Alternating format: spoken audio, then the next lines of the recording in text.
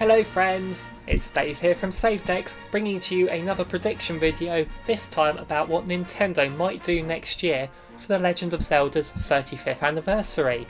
Next year is also Metroid's 35th anniversary, and I will next week be bringing a video predicting that series as well.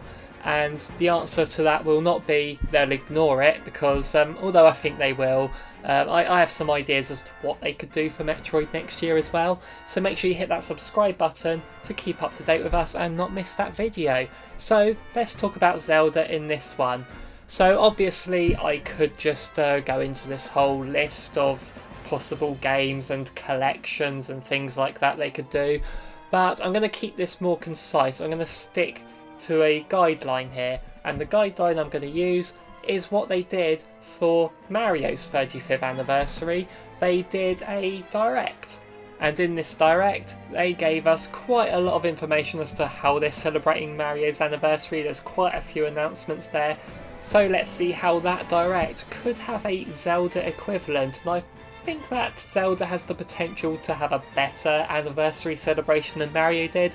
So let's get straight to it. First announcement for Mario's one was the Game & Watch featuring the original Super Mario Bros. As well as Lost Levels, and why not? Zelda could easily have one of those. Maybe have Zelda 2 on there as well as the original, but I can imagine all the clock features, just having like all these Zelda animation stuff would look amazing. So yes, that would definitely be something they could do.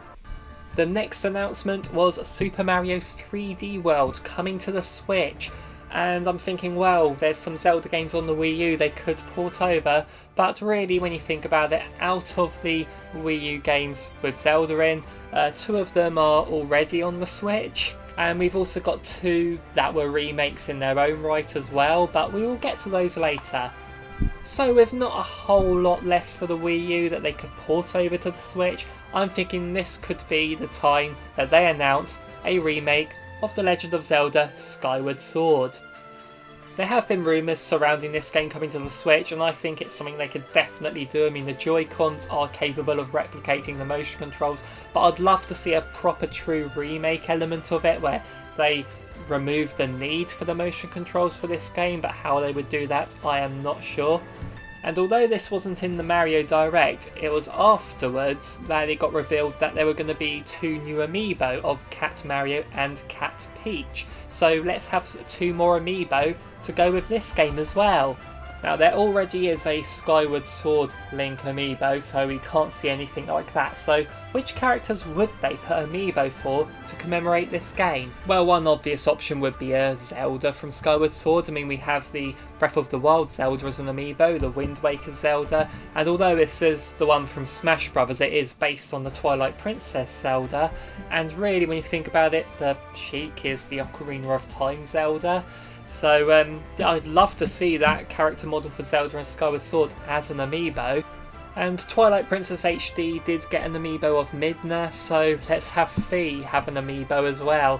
Very, very loved Zelda character there, I'm sure. And if you were to scan the Fi amiibo into Skyward Sword, it would just remove all of the pointless dialogue where she interrupts the gameplay just to spell the obvious out to you. I mean, if that was the feature, that would be the best selling amiibo ever. So yep, the second thing they will announce is The Legend of Zelda Skyward Sword plus Bowser's Fury.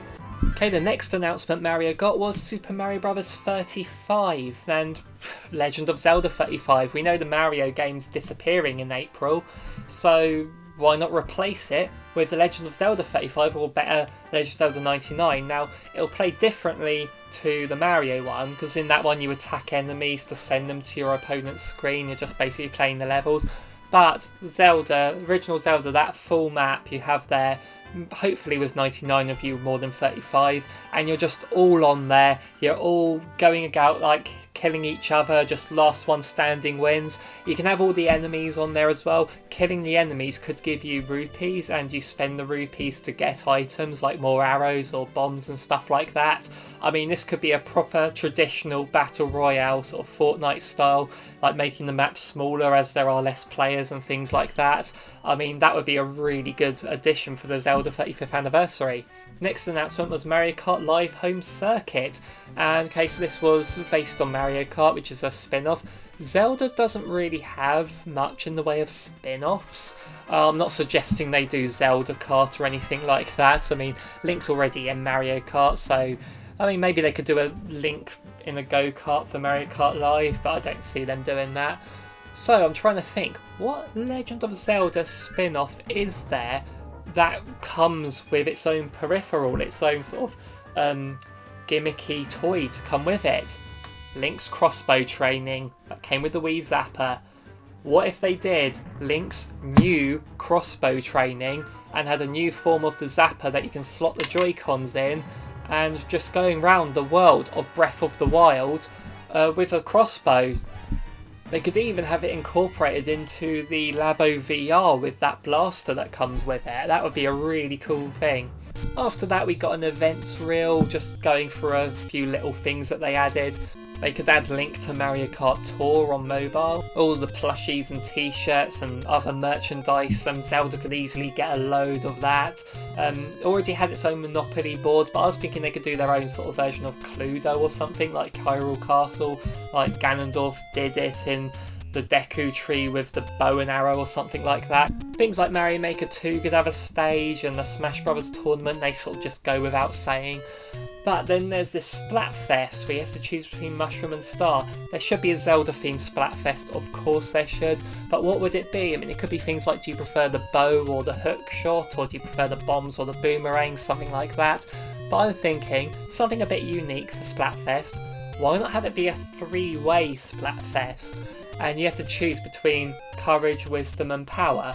And basically it would still be like 2 teams per game, but you've got 3 representatives at all times, and they have to sort of evenly split that and then just do it as a 3-way Splatfest for the one weekend. So that would be an interesting way to do it. And so Mario's one ended with Super Mario 3D All-Stars. I think they could do an equivalent to that, and that would be just the Legend of Zelda HD collection. Just have Wind Waker HD, Twilight Princess HD, merge them together into one Switch game. I think that would be a really good idea. I just don't think they'd sell these individually on the Switch, but they might do. I'd rather see that as a collection. But if they want to be really cool about it and just put these together, maybe they want to put a third game on there, maybe just have Ocarina of Time as well, in the same way they did Mario 64, like nothing like big upgrade or anything, just upscaled to HD and just a few little control tinkering, but just minimal effort. That's what we should expect, but because all the HD treatments, the revamping and stuff's already been done for these 2 games, they don't need to really change these anymore.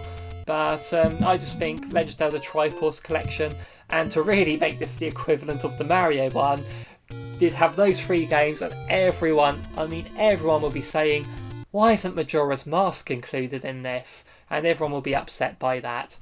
And to further that, they'll do a medley showing off all of the Zelda games in sort of this montage thing, and they will leave Majora's Mask out of that as well, so people will go, what? And that really is how Zelda could have an equivalent of an anniversary celebration similar to Mario's. I've done all that, and I haven't even mentioned the big game at all, the sequel to Breath of the Wild. I mean, that could come out next year, it could come out the year after, but I think at the very least we will get a trailer, a proper reveal, maybe release date for that game next year at the latest. They've got to reveal something about it next year. And I mean, that would just be enough to just get everyone really excited for it. So those were my thoughts on how they could celebrate Zelda's 35th anniversary. Let me know in the comments down below if there's anything I've missed out, anything that you think they should bring on there. What about the Oracle games or Minish Cap? I didn't really want to go into everything I have in mind, so it could go on too long, but I thought I'd keep it to the schedule of the Mario one, and I'll be doing that again next week for the Metroid one, so make sure you hit that subscribe button to keep up with that, and I will see you in the next one. Goodbye everyone.